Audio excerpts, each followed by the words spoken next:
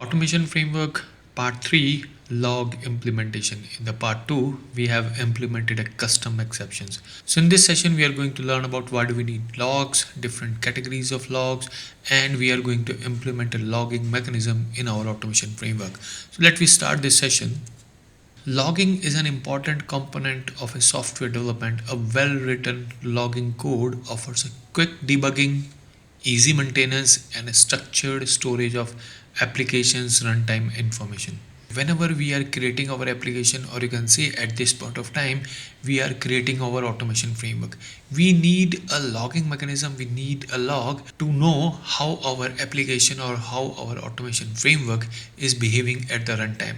And this logging mechanism, this log, provide all the information which we want to collect it when our automation framework, when our application is running it.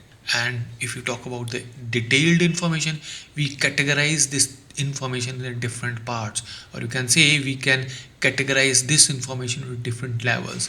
One is a debug level, information level, warning, error, and fatal. So these are nothing but a different categories of information which we are displaying it on the console window, or you can say which we are adding it to the log file. So this log information is having a different categories. One is a debug, info, warning, error, and fatal. We can set these log levels whenever we are setting the logging mechanism, or we can get a different log level information as per our need. Okay, we can set all these log levels at the time of automation framework, what type of the information we are looking whenever we are executing our automation framework, or you can say whenever we are executing our test cases. We can set all these log levels, and these log levels is having the lowest level is a debug. Then the remaining information will also be available with us. It means if we set a debug, then the log file will have the information as well. It is going to have a warning, error, and a fatal. And if you talk about the error, only two information will be logged in the log file. One is an error and another is a fatal. And if you set this fatal as a log level, then only a fatal information will be added, remaining will be ignored at all. So we are going to implement this logging mechanism in our automation framework. We are going to create a one report folder, and inside the reporting folder we are going to create a file that is a logging.cs file. So let me go to automation framework in Visual Studio to implement this logging mechanism. Okay, before implementing a logging mechanism, let me talk what we did in the part 2. In the part 2 we have created a custom exception folder, and inside the custom exception folder we have created automation exception.cs file. This automation exception.cs file is nothing but a custom exception class. This custom exception class, which is right now is an automation exception class, it's having a 3 constructors, and automation framework can use this automation exception class to display the message, or you can say to show the message in the form of the exception to the user. We have this automation exception with the one parameter.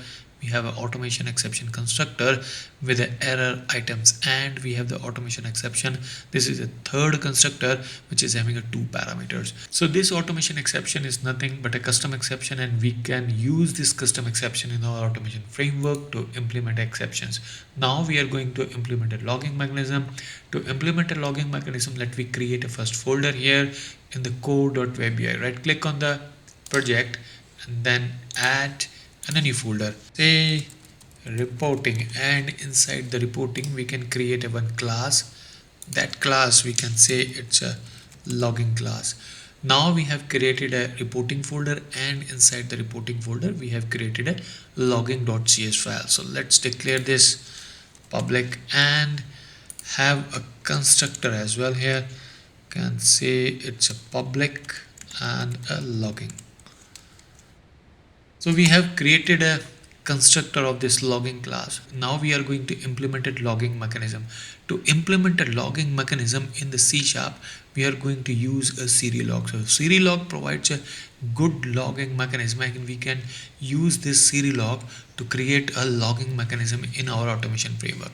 To use the Serilog, first we need to do is we need to download a NuGet package of the Serilog. Let's go it here, right click on the project, manage NuGet packages, and here we can search a Serilog.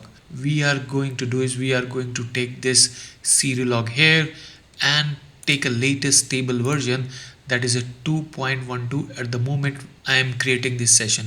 Click on install, and it will install a Serilog for us. Now click on OK, and if we commit here, hopefully this package is available. Yes, the Serilog package is available with us. Now we can use the Serilog in our logging mechanism to implement a logs. So first part of the logging mechanism is we need to create a logger, and logger is helping us to send the information in different ways. Take an example of, if we want to send the information to the file, then we need to mention the logging configuration for that particular logger. So logger is a handle which help us to send or to log the information. For that, what we need to use log dot logger. We are getting a syntax error. Let's import a Serilog here, alt enter, and we can see we have this using Serilog. So let's import this namespace, and the moment we have imported this Serilog, error goes away. So this logger, we are going to implement it. When we are saying this logger is a handle for us, when we are saying we are going to create a logger object, we need to set a few configuration for this log.logger. And to set the configuration, what we need to do is, let's have it here, equal to new a logger configuration. So this logger configuration help us to create the object of the logger, as well as it will help us to set the configuration for this logger. Take an example of, if you say dot, we have a different methods and a properties. So these method and the properties we can set it for the logger. Now take an example of, I want to set a minimum level. So we have a different levels. We have already talked about these different levels: debug, info, warning, error, and FTL.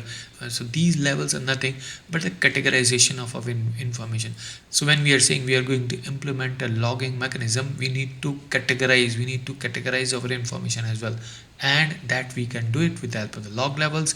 So let's go back here. So here what we need to do is we need to say dot, and we can see we have a different type of the log levels which we can mention it: debug, error, fatal, controlled by, verbose, warning. So these are the different log levels we can set it. When we are saying minimum level, it means what type of the information you want to send it to the log. Or so when we are saying a minimum level, it means we are setting the minimum level of logs that should go in the log.txt, or if you want to display it on the console, then at what minimum level information you want to display it. Take an example of, if you want to display a debug, if you select this debug, then the remaining information like information, error, fatal, and a verbose warning, so these all will be logged in the log.txt which we are going to create it. So as well as if you want to display it on the console, then the information will be displayed on the console as well. Take an example of, if you select this debug, it means we have selected a hard coded values. And if we select this the way dot debug, at the later stage you cannot change the switch of this logger. It means you cannot change the minimum level again. But in our automation we have already given this facility in the framework setting.json file. If the user wants to have the information of only warning, then they can provide a warning here, and then only the warning information will be logged in the log.txt. And if they say I want to have the error only, then they can provide an error log level, then only the error information will be added or will be logged in the log.txt. But if we say it here dot debug, it means we have provided a hard coded value. At the later stage we cannot set or we cannot change. If you want to change it, then you have to commit here in the logging file, and then you need to change it to dot error, right? But this is not our intention. So what is the another way where if you want you can set it with the help of this framework settings, with the help of this log level? What you need to do is you need to use this controlled by parameter of this controlled by is a logging level switch. So at the runtime, this logging level switch help us to change the level of the logger. If you want to change it to debug, you can do it. If you want to change it to error or a fatal, you can do it. What we need to do is we need to provide this logging level switch. And if you want to provide this logging level switch, what we need to do is first we need to declare it at the class level. Here is the logging. And if we see this logging level switch, okay, if we see the logging level switch, this logging level switch is present inside the serialog.core To use this logging level switch, what we need to do is we need to import this use serilog.core. The moment we added this namespace, which is the serilog.core, error goes away. Now let's declare this level logging level switch. We can say provide this underscore here. Now we have declared a one variable of this logging level switch. Now commit here inside the constructor. We need to provide, or we need to create the object of this logging level switch, say logging level switch, and we can see we have a different parameter which we need to provide it. What is the minimum level of the log you want to set it? So here you can set it, instead of setting it here as a debug and the fatal, here as a parameter you can set it, and the later you can change these parameters. You can change the values of this logging level. Take an example of, I want to say I want to set a default logging level is a debug. So let's select this logging level debug, and that's it. Now pass this level switch as a parameter to this controlled by. Now we have set the minimum level. What else we need to do is we need to say next is we want to send this logging information to a file, to the log.txt. You can send it to a console as well, but right now in this automation framework we are not sending a logs. We are not sending a logs onto the console. We are going to send it only to the log.txt. So for that, what we need to do is we need to use this write to property. So this write to property help us to write the information, and where we guys can write the information, we can write it to the console as well as to the log.txt or to the text file. So let's select this write to property, and then when you say dot, we see right now we are not having the option that is related to a file where you want to send the information. You want to send the information to the file. For that we need to have a method here, but the method is right now is not existing in this write to. The reason is we need to import another NuGet package related to a Serilog. So let's go it here in the NuGet package. Right now we have the serilog.sinks.file. We need to import this serilog.sinks.file package. We have right now a stable version is 5.0. Let's click on install, and it will install a serilog.sinks.file package for us under the core.webUIs. Now if we go it again here to the logging, and if you type again dot, and we can see now we are getting this file. So with the help of this file we can provide this information to the log.txt. So this file is having a few parameters.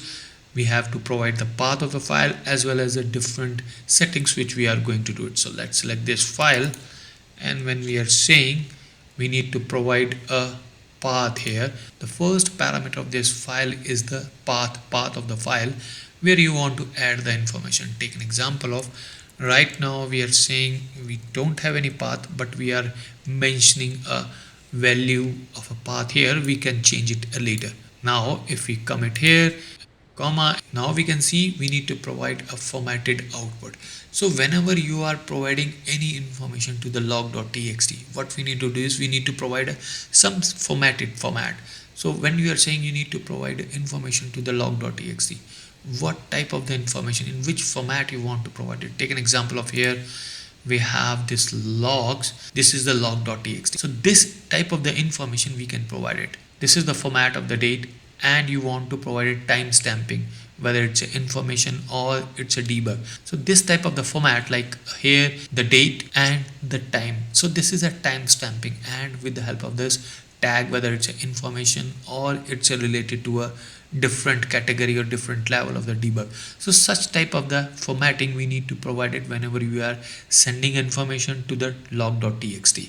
So if we commit here, we need to provide a path. So to get the format, what we need to do is let we go it here. So this is the official site of the Serilog. So here we can get the format. So if you scroll it little down, we have the configuration basics, and if you commit here, we have this type of the format. Like, so this is the time stamping we want to mention it, and there is a level which you have already shown it to you. This is the information level, whether it's a debug or a information, and that type of the format we want to provide it. Let's do one thing. Let's copy this complete. You don't need to do anything, just copy and commit here, and we can say paste. Now we have provided the output template. So this is nothing but a template, and the template is having a different time stamping with respect to the time and the date, and we are also going to display the level, what level we want to display, and then the message, the new line and the exception information which we want to provide it with that particular. We have set this write to file. We are going to send the information to the log.txt. What else you need? We need another information is we can add information here related to a threads. Imagine you have a 10 feature files. Those are running it parallel. When they are sending the information to the log.txt, at that point of time what we need is we need a thread ID as well, the information of related to a thread, that thread ID, because when we are running our test cases parallel, or when we are saying when we are running our feature file parallel, every feature file itself is a thread, or that thread information we need to provide it here in the log.txt as well. So for that what we need to do is we need to use enrich. If you see dot, we are having a different methods, but we need a method to have or to get the ID of the thread. How can we get the ID of the thread? For that again you need to go it here in the NuGet package and download another NuGet package. For us we need to see this enrich, and right now this the serilog.enrichers.thread. So when we download this NuGet package, we will get information related to a threads as well. So let's go and select this stable version, click on install, and it will install this. Yes, we can see we have this enricher.thread, and now we can commit here again in the logging.cs, and if you say dot, we have a different methods available right now, and one method is with thread ID and with thread name. These two methods are coming because we have downloaded this serilog.enrichers.thread. So this thread package help us to get the information related to a thread ID and the thread name. So I am going to say I am going to have this thread ID instead of having a thread name. Now if we say dot, so I have added all the configuration related information for the log.logger. What I need to do is I need to select this create logger. So this create logger method is going to create a logger object for us. That's it. So now with the help of this code we able to create the logger object, and this code is also helping us to set the configuration for the log.logger. If you talk about the log.logger configuration, what level of information you want to push it, one. Another is where you want to push it, this information, in which file you want to push it, whether you want to push it in the log.txt, or if you want you can push it to the console as well. Another information which we are setting it in this logger configuration is a thread ID. We have used the thread ID method, and then we are using this create logger. This create logger method is going to create the logger object for us. Okay, now the logger object is ready with us. Now we can create a simple method here. Say void is a debug. What is the information which we are going to say it, message, and here is the log.logger.debug. Now we can provide this message to this. Now we can have a few more methods. Let's paste it here. This time we are going to say this is the error, and instead of having a debug we can do it error here. So now let's have a few more methods. This time it's going to be the warning, and here it is the warning as well. Another one we can set it here, information, and let's commit here and say information.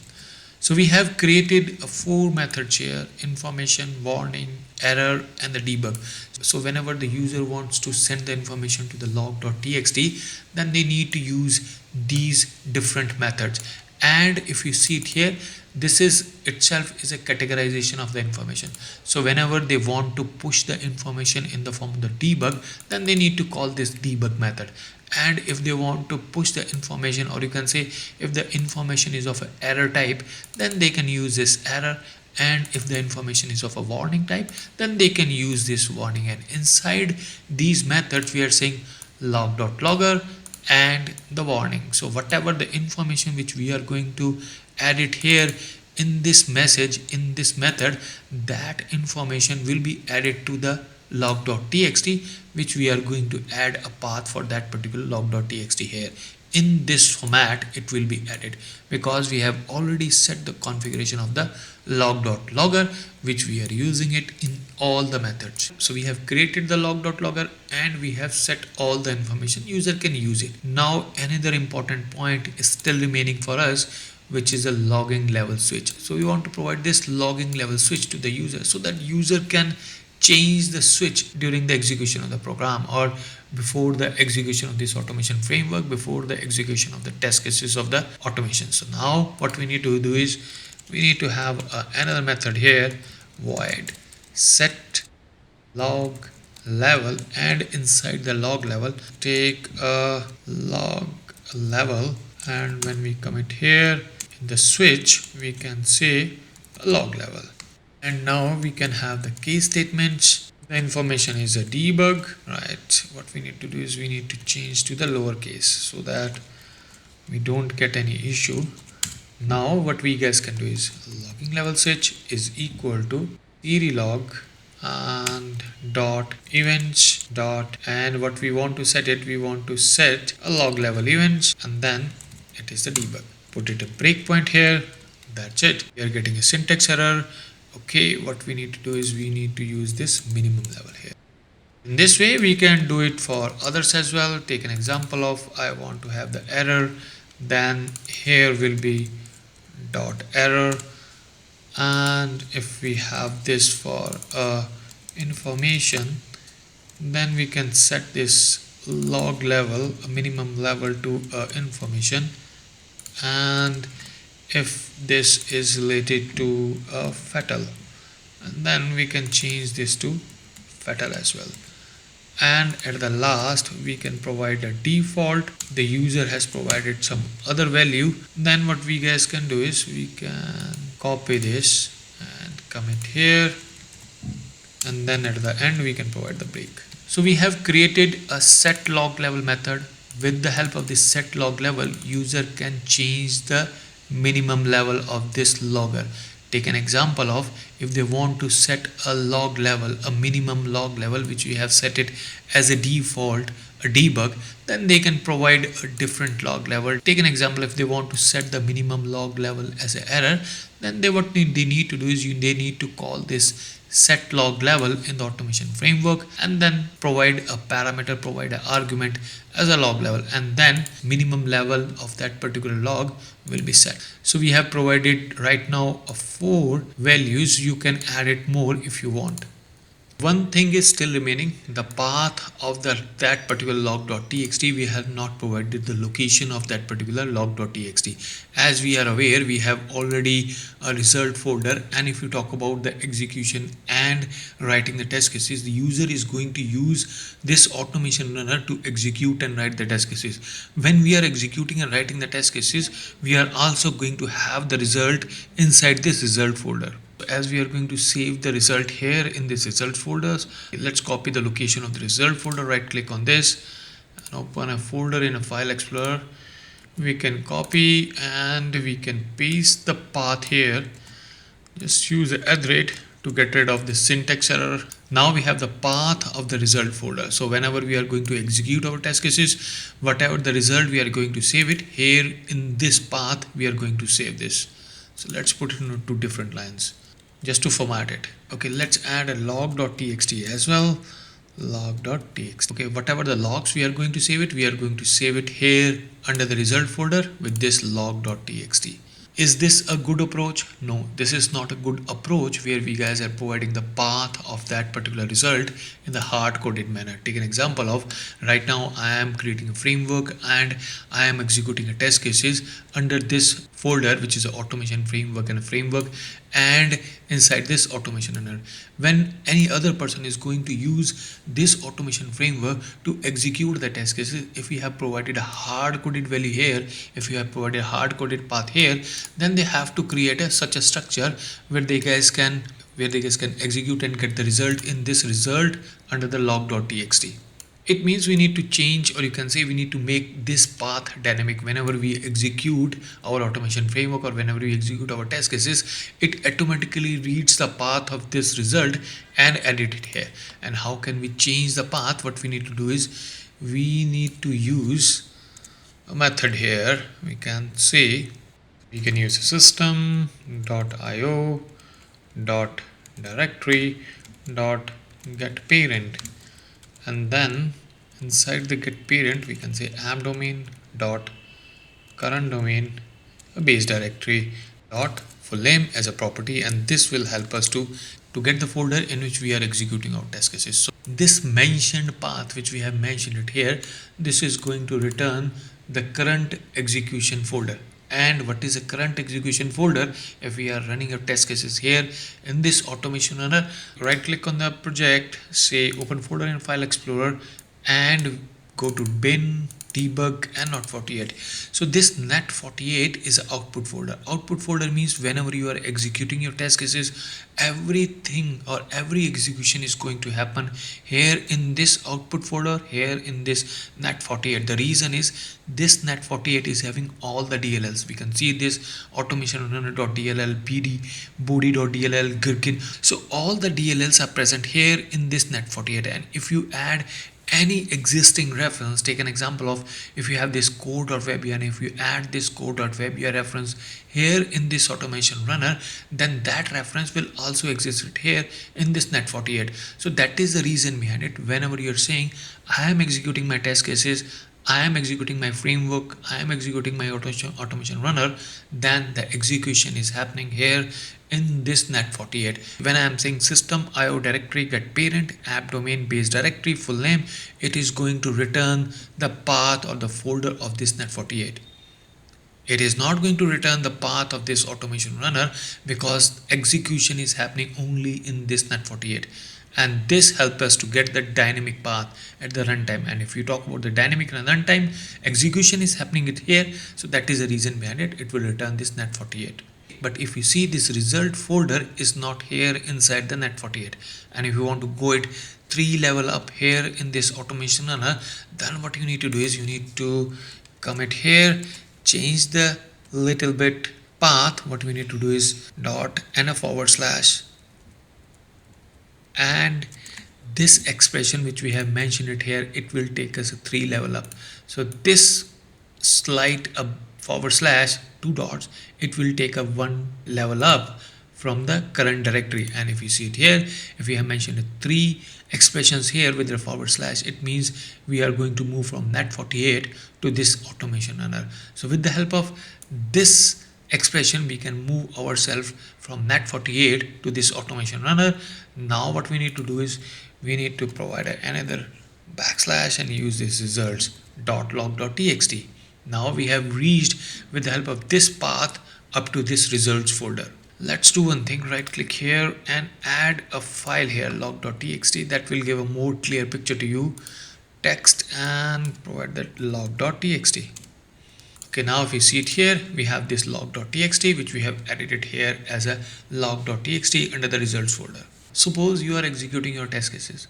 When you are executing your test cases first time, this log.txt will be created under the results folder with the help of the path which we have mentioned it.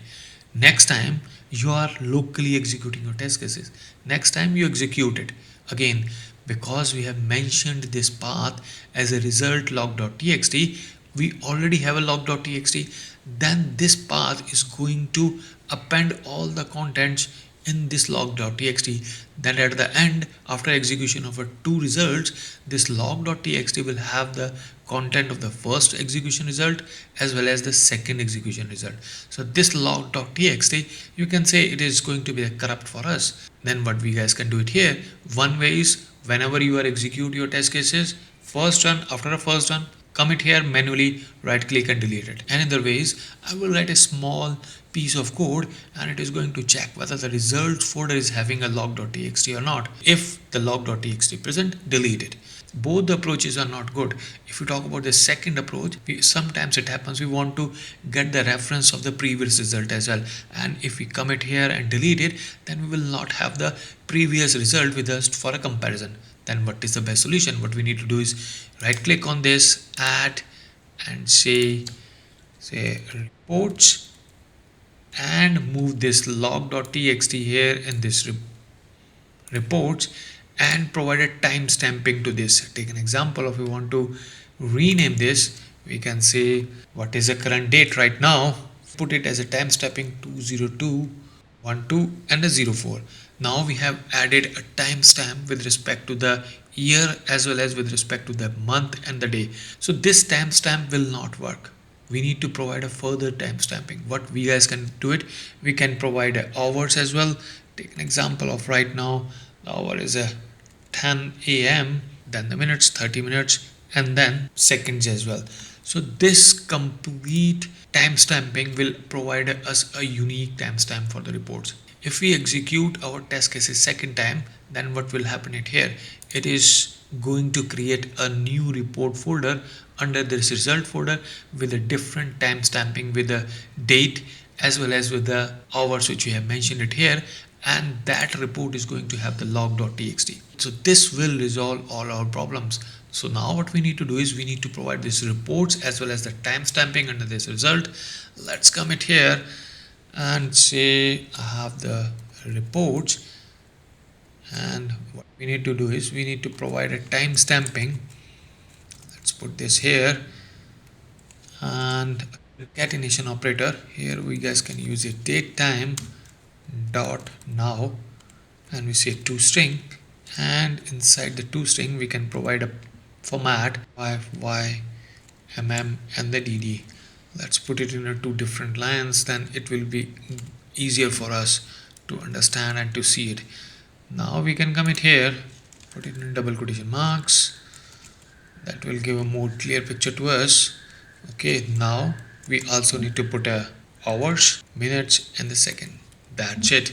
So this will resolve all our problems. Let's use a double forward slashes. We have used these reports, and along these reports we are using the date time, and now is going to provide the current date and time, and we are saying toString, and inside the toString we are passing an argument. That argument is taking a year and then month and the date, and it is also going to take hour, minutes, and second. This piece of code, this line of code is going to provide such a timestamping with the reports, and whatever the logs are going to create it, those will be created under a particular unique report folder for each and every execution.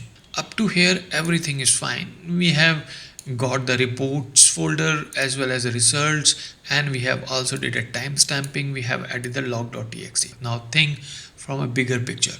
Take an example of when you are executing your test cases, you will not only have a log.txt. Here in this report folder, you will have an extent report, you will have some customized report, or you can add a few more information related to reports as well. And if we provide this hard coded values here, then other people, or you can say other classes, cannot use it, because right now we are adding this information here in this logging. When we create a extent report, then we are going to create a separate class as well. At that point of time, we need this timestamping to be a global, so that if we use this timestamping in the logging, it will be same, and when we use this timestamping for an extent report, that will also be the same. So when we execute our test cases, or when we execute our automation framework, we need to get this only, or you can say we need to get this generated only once. We don't want to generate every time, otherwise this result folder is going to have a different number of reports, and every report folder is going to have a three different things like log.txt as well as the extent. But we want a combined reports, and we can see it here under the reports. What we need to do is we need to take out this path and put it into the common location. And where we guys can do is, what we need to do is we need to create another class. That class is going to have all the default variables which we are going to have it here, so that all classes can use it, because this is a common path which we want to use it in our automation framework. So let's commit here, create another folder. We can say new folder params, we can give it a name, and here we can add a class, this time a default variables. Get this as a public and commit here, provide a property here, string result is going to get the values. Here we can mention a return. What we are going to return it, we are going to return this path here. Let's commit here, and copy and commit here in the default variables and say paste, and we can see this path is now going to be the common across whole automation framework. So this default variable is going to hold all the common path which we are going to use it here in this automation framework, so that other classes able to access those common paths as well. Right now this results and the reports, now this is going to be the common path for us.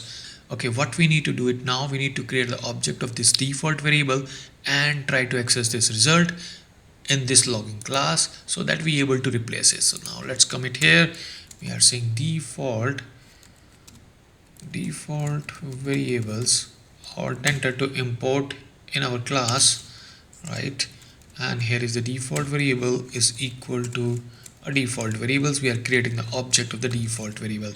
Now if we commit here, we say variables dot, and we have this result folder, and that's it. Now we have moved all the codes because this result is going to be the common all the framework. So that is the reason behind it. We have created this result property here, and we are returning the common path which we have set it for the results. Now if we commit here, what is still remaining? This log.txt is still remaining. It does not make any sense to provide a hard-coded value in any of the class, as we are already creating these default variables. What we guys can do is we can create another property here. This is going to be the log, and we say get, and inside the get we can use this return, and what we are going to return it, we are saying results, and as a result there what we guys can pass is this log.txt, and instead of using results there in the logging, we can use this log. Let's commit here and say dog.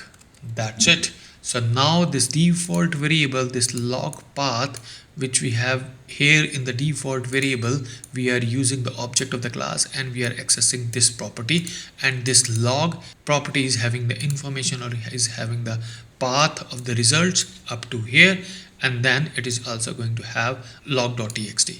Let's get rid of this dot as well. So we have implemented the log.txt, and this is the time stepping which we are going to get it whenever we are logging the information. And we have added a default variable class inside this params folder, and this default variable class is going to hold all the common path across our automation framework. We are using a system.io directory get parent and this particular path to move it to that particular location of related to a params or related to this particular framework. If you want to learn a professional automation framework with C#, SpecFlow, Selenium with different design patterns, then please join the course on Udemy. You can download a full automation framework code as well. You can find a course link below in the description tab. So please subscribe this channel to learn automation testing concepts.